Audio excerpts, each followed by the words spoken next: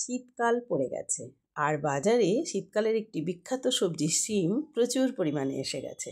এখন কিন্তু আমরা প্রায় রোজই শিম দিয়ে কিছু না কিছু সবজি বানিয়ে খেয়ে নেব। আজ আমি ঠিক করেছি শিম দিয়ে আর লাউ দিয়ে অড়হর ডাল বানাবো। তাই আমি অড়হর ডালটাকে ধুয়ে প্রেসার কুকারে নিয়ে একটু ফাটা করে সেদ্ধ করে আলাদা করে বাটিতে তুলে নিলাম। অড়হর ডালটাকে খুব বেশি একদম মোলায়েম করে সেদ্ধ করব না, কারণ এই সবজি দিয়ে ডালে কিন্তু সবসময় ডালটা একটু ফাটা হলেই ভালো লাগে।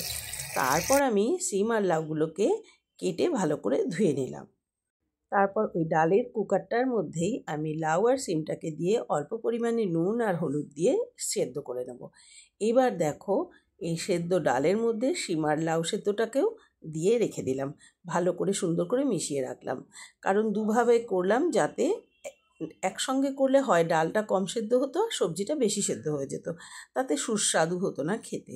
তার জন্য দুটোকে আলাদা আলাদা সেদ্ধ করে এইভাবে মিশিয়ে রেডি করে নিলাম। আর তারপর এতে দিয়ে দেব 3-4টে কাঁচা লঙ্কা ভালো করে চিড়ে, কারণ সবজির ডালে কাঁচা লঙ্কা চেরার যে ফ্লেভারটা সেটা কিন্তু একটা দারুণ লাগে খেতে। এমনিতেই ডালে কাঁচা লঙ্কাটা বেশ ভালো লাগে।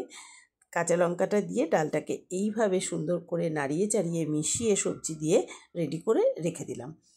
এরপর গ্যাসে কড়া বসিয়ে দেব।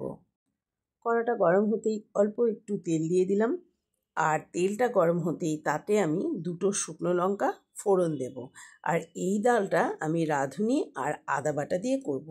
রাঁধুনি ফোড়নের ডাল কিন্তু সবজি দিয়ে দারুণ লাগে খেতে। তোমরা একদিন কেউ রাঁধুনি ফোড়ন দিয়ে করে দেখো, বেশ ভালো লাগবে।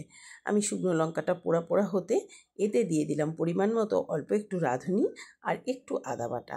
সেটা গরম হতেই সুন্দর করে ডালটাকে ঢেলে দিলাম। ডালটা যখন ফুটে যাবে তারপর দিতে হবে এতে ধনেপাতাটা সুন্দর করে কেটে ধুয়ে মিশিয়ে দিলাম।